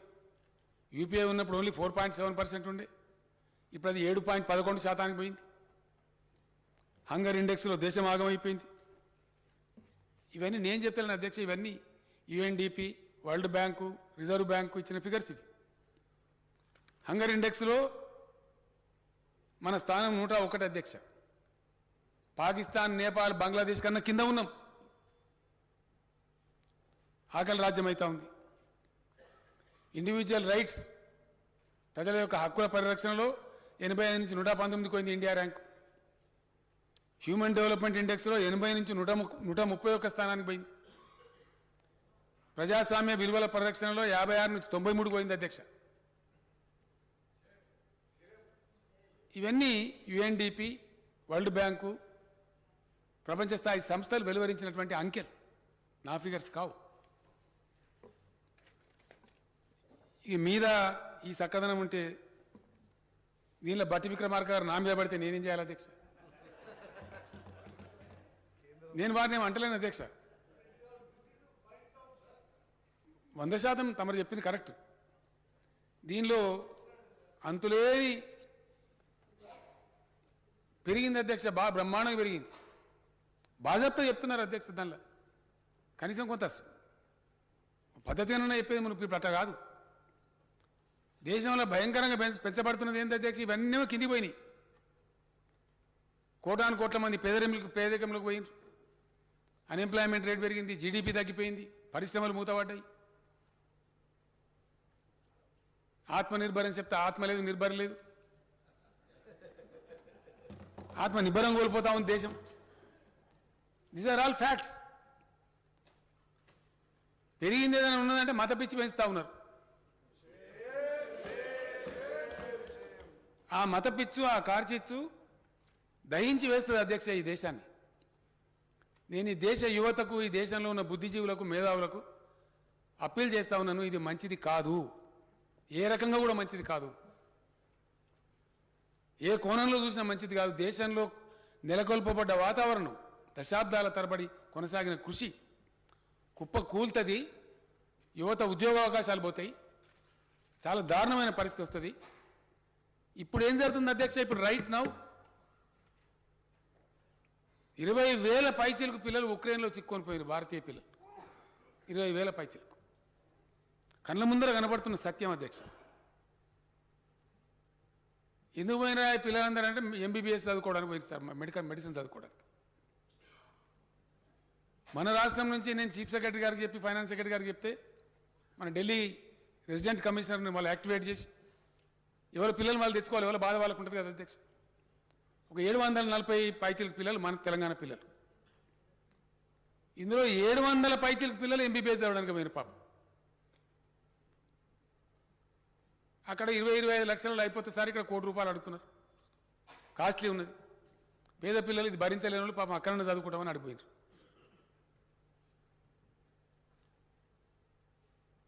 ఎందుకు పోయినా అంటే ఇక్కడ దిక్కు లేదు కాబట్టి పోయినారు, అవకాశం లేదు కాబట్టి పోయినారు. ఏం చేయాలి ఇప్పుడు? ఆ పిల్లల యుద్ధం ఇంకా సంసిపోలేదు, అది ఏమవుతుందో తెలియదు. కింద పడి మీద పడి ఇప్పటి వరకు 710 మంది పిల్లలను మనం టికెట్లు భరించి తెచ్చినాం అధ్యక్ష, వాపస్ తెచ్చినాం. ఇప్పుడు వాళ్ళ భవిష్యత్ ఏంది? వాళ్ళ చదువు డిస్కంటిన్యూ కావన్నా, ఆగిపోవన్నా, తిరిగి ఉక్రెయిన్ పోయే పరిస్థితులు ఉన్నాయా? ఏం జరగాల?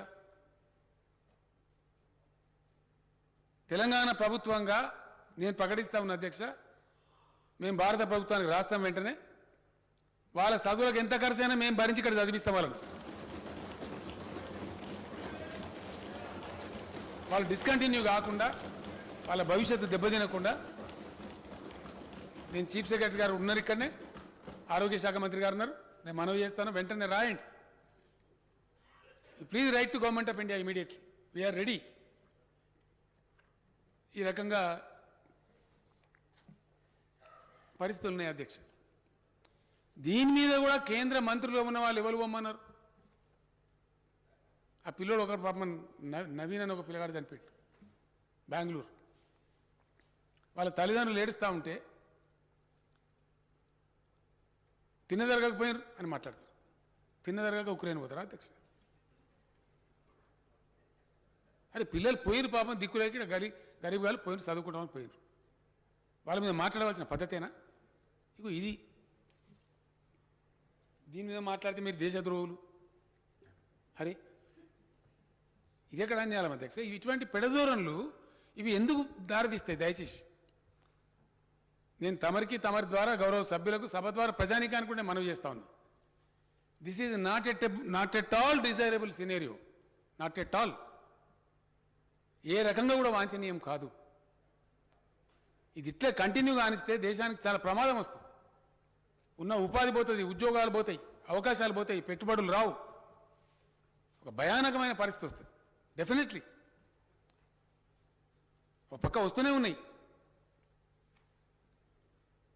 దేశంలో ఏం పెరుగుతుంది అధ్యక్ష? మతోన్మాదం, మూకదాడులు. మేము నలుగురం ఎక్కున్నామని ఇద్దరు నలుగురు కొట్టుడేనా మీదవాడు? ధర్మం అవుతుందా? అది పద్ధత? దేశాన్ని నడిపే విధానమా? ఈ విధంగా జరుగుతూ ఉంది అధ్యక్ష. ఎందుకు ఇదంతా నేను మనవి చేయాల్సి వస్తుందంటే, ఇంతకుముందే మిత్రులు ఆరూరు రమేష్ గారు చెప్పినారు, తెలంగాణ వచుడు దెబ్బపెట్టి మా 7 మండలాలు గుంజుకున్నారు, మా సీలేరు పవర్ ప్లాంట్ గుంజుకున్నారు, మాకు అన్యాయం చేసిననే మాట వచ్చింది. ఉన్న సింగరేణిని కూడా ఇప్పుడు కథం పట్టే ప్రయత్నం చేస్తున్నారు. పట్టి గారు కూడా ఆవేదన వెలిపించారు. మొత్తం ప్రతికూలమే అధ్యక్ష. అక్బరుద్దీన్ ఓవైసీ గారు చెప్పినారు, సెంట్రల్ గ్రాంట్ మనకు బడ్జెట్ ఎస్టిమేట్స్ 1,60,000 కోట్లు ఉంటే వచ్చింది 70,000 కోట్లే. సెంట్రల్ గ్రాంట్స్ వస్తలేవు, కట్ చేస్తూ ఉన్నారు. పూర్తి వ్యతిరేకమైనటువంటి, వివక్షపూరితమైనటువంటి, ప్రతికూలమైన పరిస్థితులు అధ్యక్ష.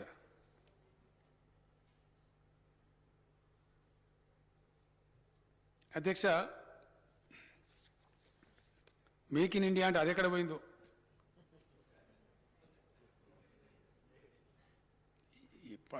చాలా దారుణమైనటువంటి పరిస్థితులు. ఇటువంటి ప్రతికూల పరిస్థితులలో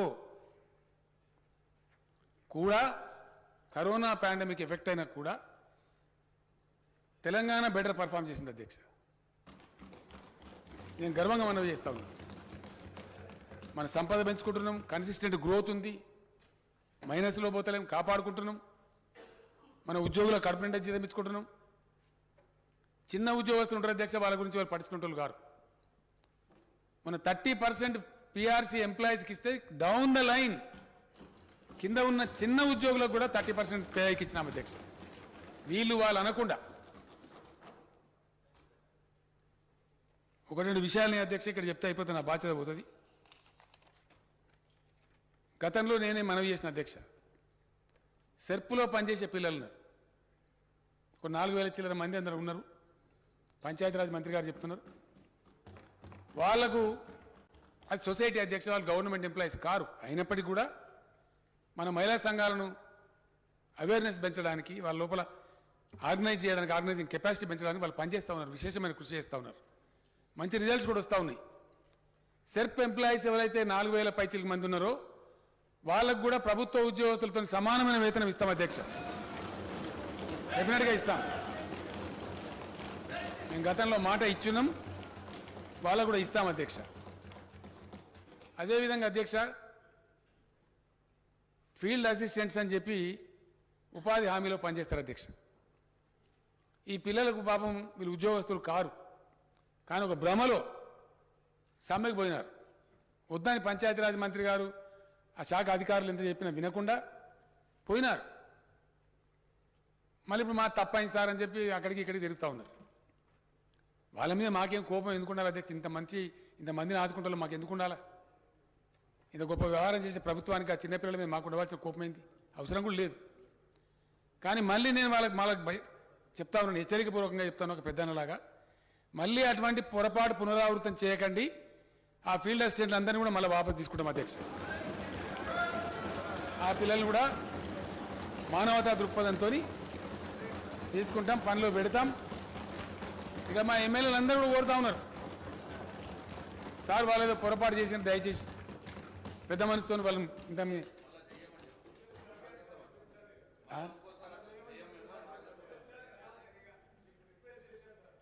ఏమంటారు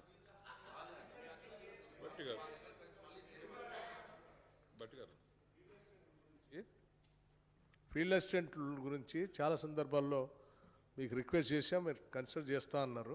చేసినందుకు ధన్యవాదాలు. అంతా పేదవాళ్ళు, బలైన వర్గాలకు సంబంధించినటువంటి వారు కూడా చెప్పినారు. బట్టి విక్రమార్క గారు చెప్పినారు అధ్యక్ష. లాస్ట్ టైం ఆ సెషన్లో కూడా మాట్లాడినారు వారు. శాసనసభ్యులు మొత్తం నా మీద దాడి చేస్తారు మీరు. బట్టి విక్రమార్క కంటే డబుల్ స్పీడ్తో దయాకర్రావు గారు చెప్పినారు. ఇక వారు ఆ శాఖ మంత్రి కాబట్టి అందరు మంత్రులు చెప్పినారు, శాసనసభ్యులు చెప్పినారు. వాళ్ళందరూ కూడా మేము మళ్ళీ అటువంటి తప్పు చేయమని చెప్పినారు. అందరి మాటనే నా మాట, నాకు వేరే భిన్నమైన మాట ఎందుకుంటుంది అధ్యక్ష. కాబట్టి ఆ పిల్లల్ని వాపసు తీసుకుంటాం, ఆ రకంగా ముందుకు పోతాం అధ్యక్ష. నాది ఒకటే ఒక రిక్వెస్ట్ ఏంటంటే అధ్యక్ష, ఒక పాజిటివ్ దృక్పథంతో చక్కటి పద్ధతులలో ముందుకు పోతా ఉన్నాం. అక్బరుద్దీన్ ఓవైసీ గారు కొన్ని విషయాలు చెప్పినారు అధ్యక్ష. మైనార్టీకి సంబంధించినటువంటి సంస్థలలో నాకు కూడా అది కొంచెం మంచిగా అనిపిస్తలేదు. I'm also really very serious about that.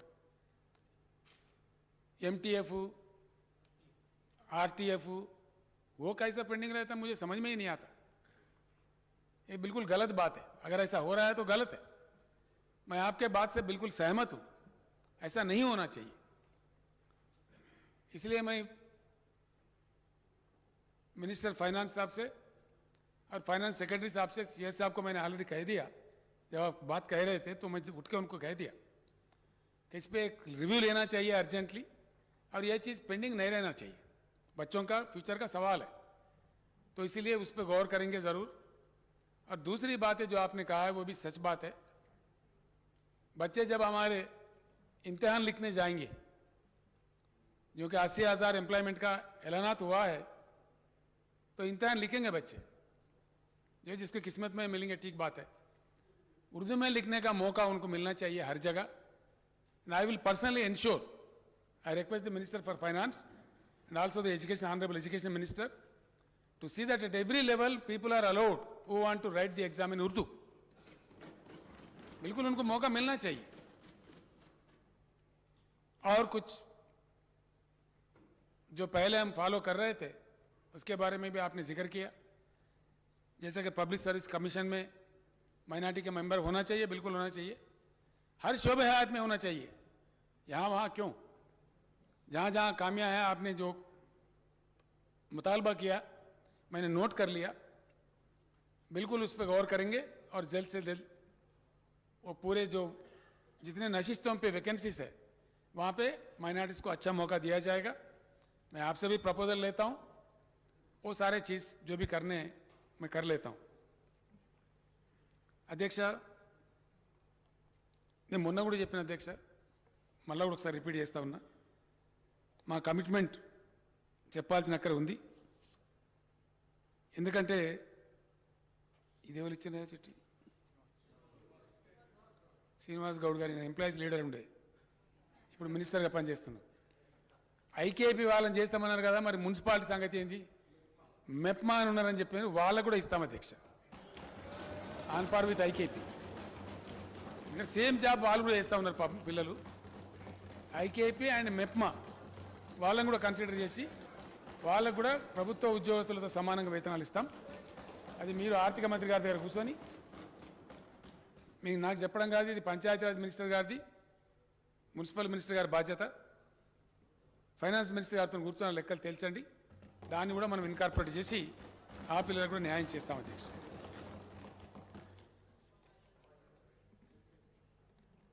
అధ్యక్ష, ఇక్కడ I have to thank the police department of Telangana. మన డీజీపీ గారు, వారి నాయకత్వంలో పోలీసులు శాంతి భద్రతలు అద్భుతంగా పరిరక్షిస్తూ ఉన్నారు అధ్యక్ష. నేను ఇందాక మనవి చేసినటువంటి ఆ ఈకో బిల్డ్ కావాలంటే ఊరికే కాదు అధ్యక్ష. లా అండ్ ఆర్డర్ ఆల్సో చాలా చాలా ప్రాధాన్యత వహించేటువంటి అంశం. అది చక్కగా ఉన్నది. ఇప్పుడు ఎక్కడికైనా పోతాం, ఇప్పుడు సపోజ్ ఈ ప్రశాంత్ రెడ్డి గారు ఇంటికి పోతాం ఉంటాడు, ప్రసాదం పెడతారంటే మంచిగా పోయి తీసుకోవడం, కానీ అక్కడికి పోతే రెండు కొడతారంటే వాళ్ళని పోతారు అధ్యక్ష.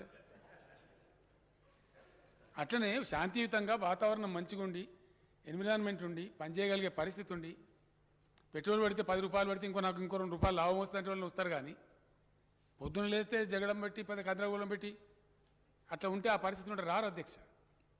కాబట్టి పోలీసు కూడా డెఫినెట్గా వెల్ పర్ఫార్మ్డ్ పోలీసులు ఉన్న కాడ శాంతి భద్రతలు బాగుంటాయి. ఈ ఎకో నిర్మాణం చేయడంలో తెలంగాణ ఇటువంటి ప్రగతి సాధించడానికి అవసరమైనటువంటి ఎకో ఏదైతే బిల్ట్ అయిందో over a period of last 7 years, police also has played a greater role. I appreciate them and request the police to continue with the same spirit. అధ్యక్ష, వీటన్నిటి సమాహారంగా ఇక్కడ బిల్డ్ అయినటువంటి ఎకో ఎక్కడి నుంచి ఎక్కడికి పోయినాం. 24 గంటల కరెంట్ ఇస్తామది నిజం అధ్యక్ష. మేమేం డంబాచారం చెప్పుకునే పని లేదు. ఇంటింటికి నల్లా పెట్టి నీళ్ళు ఇచ్చే ఒకటే ఒక రాష్ట్రం ఇండియాలో తెలంగాణ అధ్యక్ష. అండ్ నా లెక్క కాదు అధ్యక్ష, ఇది handbook of statistics on Indian states.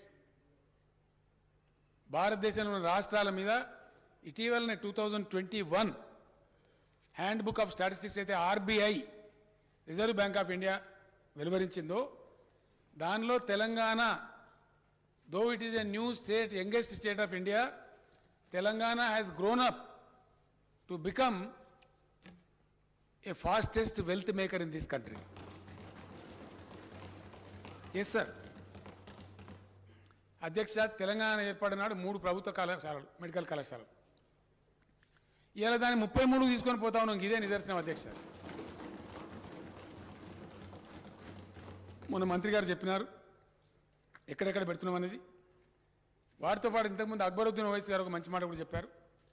Health యూనివర్సిటీలో పారామెడికల్ కోర్సెస్కి ట్రీట్మెంట్ ఇవ్వాలన్నారు. డెఫినెట్గా అది చాలా ఇంపార్టెంట్ విషయం.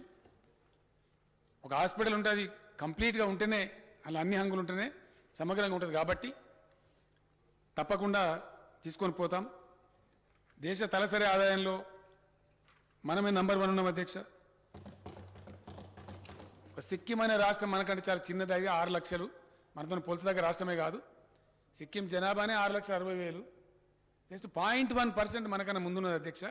But we're the number 1 state in the country అధ్యక్ష. ఇవన్నీ ఊరికే రాలే. నేను ముఖ్యమంత్రి అయిన తర్వాత సందర్భంలో మాట్లాడుతుంటే హెల్త్ విషయంలో మనం జాగ్రత్తలు తీసుకోవాలా అంటే, ఏ స్టేట్లలో బాగుంది ఇండియాలో, బయట దేశాల్లో ఎక్కడ బాగుంది అంటే తమిళనాడు బాగుంది సార్ మనకంటే. అంటే తమిళనాడు టీం పంపించిన అధ్యక్షుడు నా సెక్రటరీ స్మితా సబర్వాల్ గారు, ఆమె ఆధ్వర్యంలో ఇంకొక 4 ఐఏఎస్ అధికారులను పంపిస్తే స్టడీ చేసి వచ్చి చెప్పినారు. అధ్యక్ష, తమిళనాడు పోయినప్పుడు ఈ IMR, MMR sir, infant mortality rate and mother mortality rate బాగా తమిళనాడు మంచిగా ఉంది సార్ అంటే అక్కడ పోయినాం. మేము గర్వాన్ని పోలేదు అధ్యక్ష. ఎక్కడ బాగుంటే అక్కడి నుంచి నేర్చుకునే ప్రయత్నం చేసినాం. ఆడికి పోయి తెచ్చుకుంటే సంతోషపూర్వకంగా అధ్యక్ష తెచ్చుకొని దాన్ని అడాప్ట్ చేసినాం. అనేక పద్ధతులు. కేసీఆర్ కిట్ ప్రారంభించినాం, ఇన్స్టిట్యూషనల్ డెలివరీస్ పెంచినాం, న్యూట్రిషన్ పెంచినాం, అంగన్వాడీలలో వాళ్ళకి ఇచ్చేటువంటి గుడ్లు, పాలు, వాళ్ళలో కొంతమంది గ్రాములు అంటే నేను చెప్పిన గ్రాములు మాట్లాడద్దు. దమనవలలో ఒకటి అన్నమే ఉంటే బెటరా, అంత దరిద్రం ఉందా ప్రభుత్వానికి అని కోపం చేసి మందలిచ్చి అక్కడ పెంచినాం. వీటన్నిటి ఫలితంగా అధ్యక్ష, నిన్నగాక మనం 3-4 days బ్యాకే నీతి ఆయోగ్ వెలువరించినటువంటి నివేదికలో, Indian government of India health department వెలువరించిన దానిలో మాతా మరణాల సంఖ్యలో తమిళనాడు కంటే కూడా మనం ఇంప్రూవ్ అయిపోయినాం అధ్యక్ష. Now today the rate మేము తమిళనాడు పోయిన నాడు మన దగ్గర మాతా మరణాల సంఖ్య 92, తమిళనాడులో 79 అధ్యక్ష. ఇప్పుడు లేటెస్ట్ దాంట్లో తమిళనాడులో 58 ఉంటే తెలంగాణ 56 ఉంది అధ్యక్ష. I really congratulate the health department. చాలా అద్భుతంగా ముందుకు పోతా ఉన్నాం. 3 మెడికల్ కాలేజీలు ఉంటే ఇలా 33 మెడికల్ కాలేజీలు తీసుకొని పోతా ఉన్నాం ఆ సంఖ్యను డెఫినెట్గా. దాంతోపాటు మెడికల్ కళాశాలతో పాటు ఖచ్చితంగా నర్సింగ్ కాలేజ్ కూడా ప్రతి దగ్గర ఏర్పాటు చేయబోతా ఉన్నాం అధ్యక్ష. అది కూడా కంప్లీట్ కాబోతా ఉంది. విశ్వవిద్యాలయాలు కూడా అంతకుముందు 13 ఉంటే ప్రైవేట్ గవర్నమెంట్ కలిపి ఇప్పుడు 11 విశ్వవిద్యాలయాలు కూడా నెలకొల్పినాం అధ్యక్ష. ఆ రకం కూడా ముందుకు పోతా ఉన్నాం. ఆ విధంగా తెచ్చిన అప్పులు జాగ్రత్తగా ఒక్కరోజు కూడా అధ్యక్ష not even a day by date default లేకుండా చెల్లించే ఒకటే ఒక్క రాష్ట్రం ఇండియాలో తెలంగాణ. అందుకే తెలంగాణ భాషలో చెప్పాలంటే దాన్ని పతారా అంటారు అధ్యక్ష. పతారా మంచిగా ఉంటేనే మనకి ఎవరైనా మన దగ్గర చూస్తారు అధ్యక్ష. మోతెబరి 40 సంవత్సరాల బాండ్స్ కూడా అమ్ముడుపోయే ఒకే ఒక రాష్ట్రం తెలంగాణ రాష్ట్రం అధ్యక్ష. అప్పులతో మనది 24వ ర్యాంక్ అధ్యక్ష. మన పైన 23 ఉన్నాయి. పెరిగిన సంపద యొక్క ఫలితాలు డెఫినెట్గా ప్రజల అనుభవంలో ఉన్నాయి. ఆ వివరాలన్నీ ఆర్థిక మంత్రి గారు చెప్పిన అధ్యక్ష. నేను ఇంకా వివరాలు చెప్పను. ఒక్క విషయం మాత్రం చెప్పి ముగిస్తా అధ్యక్ష. ఇప్పుడు ప్రాజెక్టు కడతా ఉన్నాం. ఫ్రీ కరెంట్ ఇచ్చినాం, రైతు బంధు పెట్టుబడి ఇచ్చినాం. చాలామంది దళిత వర్గాల మిత్రులు, మా పార్టీలో కూడా దళిత పిల్లలు ఉన్నారు అధ్యక్ష. చాలామంది ఉద్యమంలో భాగస్వాములై ఇవాళ శాసనసభ్యులైనారు, పార్లమెంట్ సభ్యులైనారు.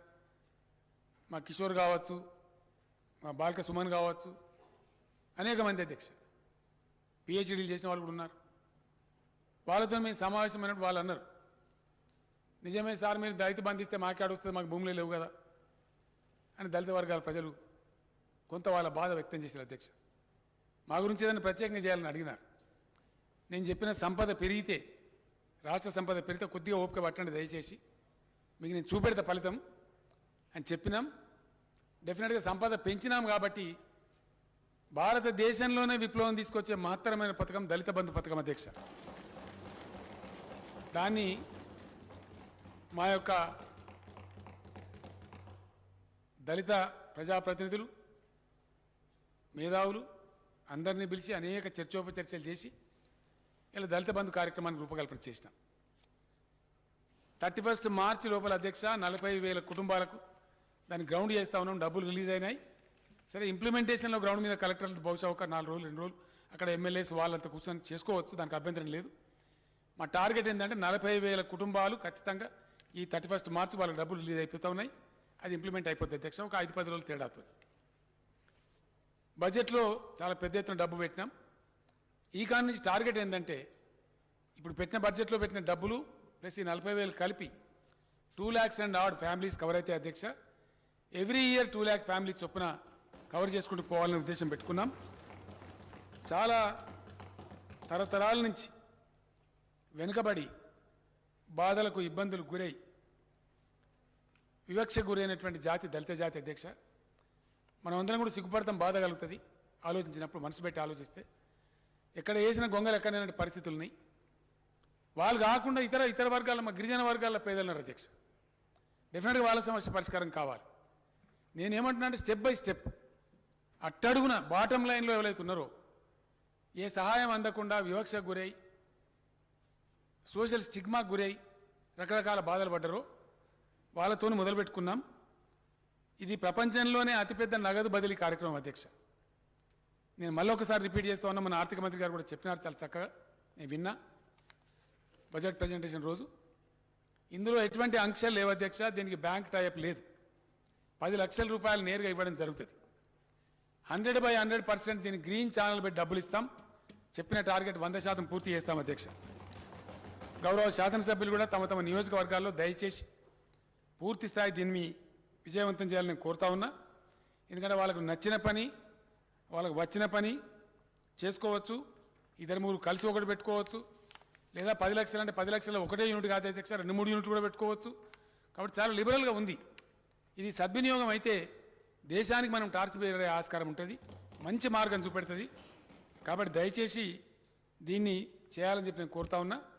ఇందులో తెచ్చిన ఒక మంచి ఇన్నోవేషన్ అధ్యక్ష, దీన్ని గౌరవ శాసనసభ్యులు ఎన్ష్యూర్ చేయాలి. గౌరవ మంత్రివర్యులు కూడా తమ తమ జిల్లాలలో ఎట్టి పరిస్థితులు ఎన్ష్యూర్ చేయాలి. శాసనసభ్యులను ఎందుకు నాకు చెప్తా ఉన్నా అంటే, దీనిలో నేను ప్రత్యేకించి నా అంతరగా నేను ఆలోచించి పెట్టినటువంటిది, ఆ కుటుంబాలు మళ్ళీ ఆర్థికంగా చితికిపోవద్దు కాబట్టి దళిత రక్షణ నిధి అని ఏర్పాటు చేసినాం అధ్యక్ష, విచ్ ఈస్ వెరీ ఇంపార్టెంట్.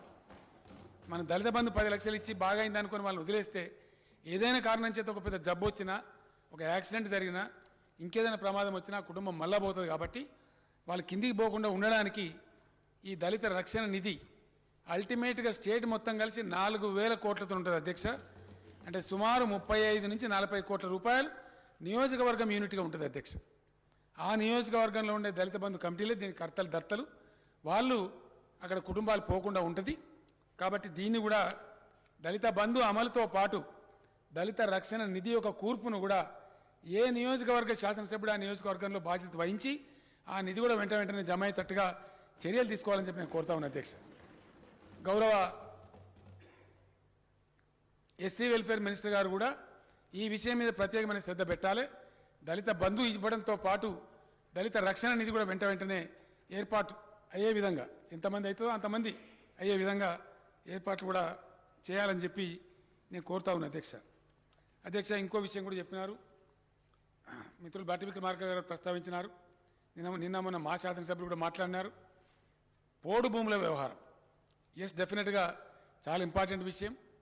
అడవి బిడ్డలు వాళ్ళు బ్రతుకుతున్నారు, దున్నుకున్నారు, వాళ్ళకి హక్కు ఇవ్వాలి.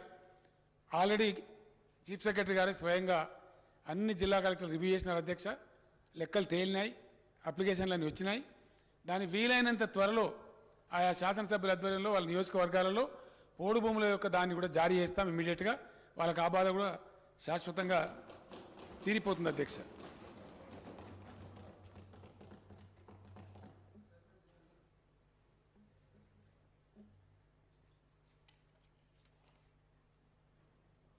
వాళ్ళు సోదరులు ఎమ్మెల్యేలు హౌస్ ప్లాట్స్ అని అడిగినారు అధ్యక్ష. దాని ఏంటంటే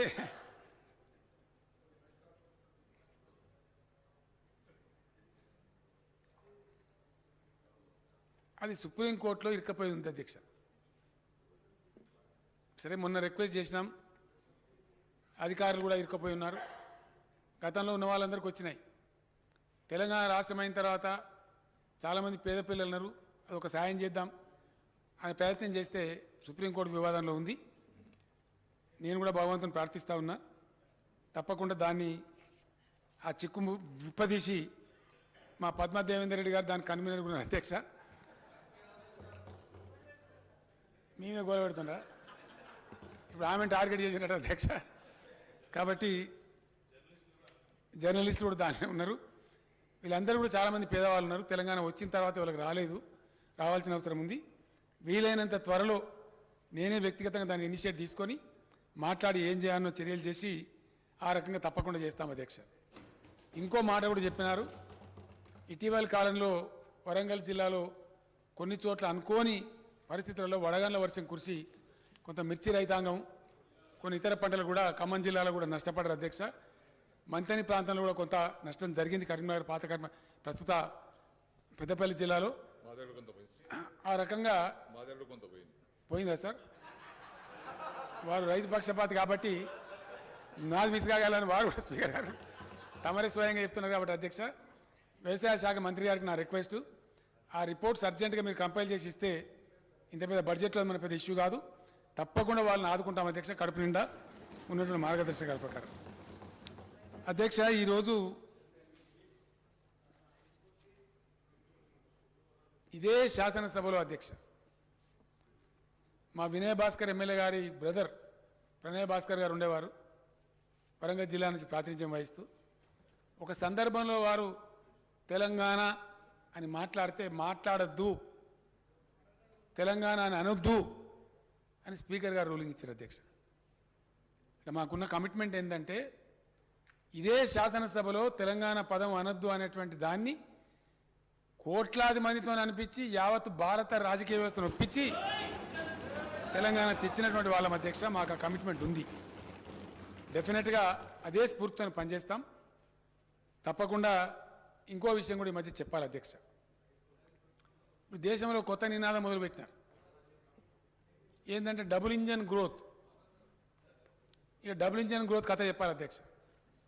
నేను ఎక్కువ సమయం తీసుకున్న అధ్యక్ష, జస్ట్ 1 minute. డబుల్ ఇంజన్ గ్రోత్లో ఉన్న మర్మం ఏందని తెలియాలి కదా అధ్యక్ష ప్రజలకు. ప్రజల అమాయకులు కాబట్టి నిజమే కావచ్చు అని నమ్మే పరిస్థితి కూడా ఉంటుంది. ఒక ఆయన ఎవరో బయట పుణ్యాత్ముడు మాట్లాడుతూ డబుల్ ఇంజన్ గ్రోత్ ఉన్న రాష్ట్రాలు చాలా బాగుపడ్డాయి అని మాట్లాడారు అధ్యక్ష. డబుల్ ఇంజన్ గ్రోత్ అంటే కేంద్రంలో రాష్ట్రంలో ఒకే సర్కార్ అని అర్థం అధ్యక్ష. అది ఎంత వెకిలిగా ఉందంటే, ఎంత అసహన వైఖరితో ఉందంటే, అది కూడా ఒక మెరమచ్చకాలు చేసి ప్రజలను గోలుమాలు దింపే పరిస్థితి అధ్యక్ష. కానీ యాక్చువల్గా డబుల్ ఇంజన్ గ్రోత్ ఉన్నటువంటి ఉత్తరప్రదేశ్లో తెలంగాణ కంపేర్ చేస్తే తలసరి ఆదాయంలో ఉత్తరప్రదేశ్ యొక్క ర్యాంక్ అధ్యక్ష, where the double engine growth is there, the great double engine growth. Telangana తలసరి ఆదాయం 2,78,000 రూపాయలు అయితే డబుల్ ఇంజన్ గ్రోత్ ఉన్న ఉత్తరప్రదేశ్ ఆదాయం 71,000 అధ్యక్ష.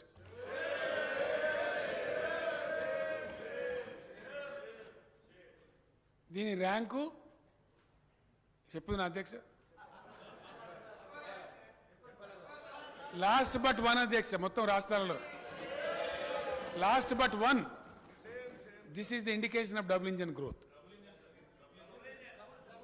డబుల్ ఇంజన్ కాదు, ట్రబుల్ ఇంజన్ అంటే అధ్యక్ష.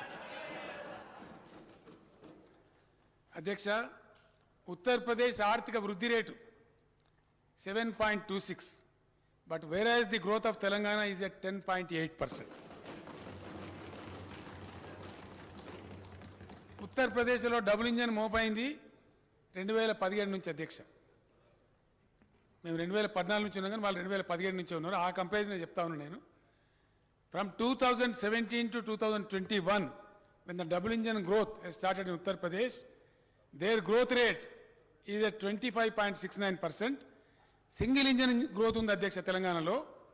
సింగిల్ ఇంజన్ గ్రోత్ ఉన్న తెలంగాణలో the rate of development is 55.46% అధ్యక్ష.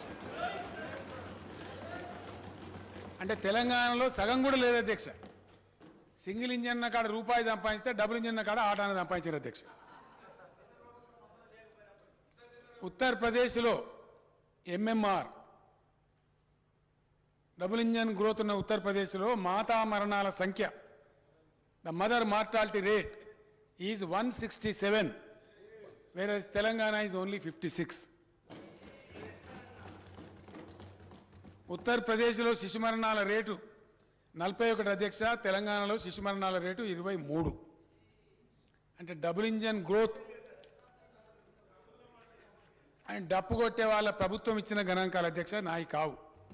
కాబట్టి ఈ డబుల్ ఇంజన్ గ్రోతు, ఈ మత పిచ్చి, ఈ రాష్ట్రాల అధికారాలు హరించే పద్ధతులు, సంస్కరణల పేరిట జరిగే మాయాజాలం, వీటన్నిటిని తట్టుకొని తెలంగాణ ప్రభుత్వం అద్భుతమైన ప్రగతి సాధించింది. ఇదే పద్ధతిలో అందరినీ గౌరవిస్తూ రాష్ట్ర ప్రజానీకం 50 మందిని కడుపులో పెట్టుకొని సర్వులను సమాన దృష్టితో చూస్తూ అందరికీ అభివృద్ధి ఫలాలు పంచుతూ మా ఏకాగ్రత దెబ్బతినకుండా డిట్రాక్టర్స్ ఎన్ని ప్రయత్నాలు చేసినా మేము ట్రాక్ తప్పకుండా ఇదే మార్గంలో ఈ రాష్ట్రాన్ని పూర్తి స్థాయిలో ముందుకు తీసుకెళ్ళి వెళ్తామని తమ ద్వారా గౌరవ సభ వారికి హామీ ఇస్తూ దయచేసి ఈ యొక్క అప్రాప్రియేషన్ బిల్లును మంజూరు చేయవలసిందిగా కోరుతా ఉన్న అధ్యక్ష.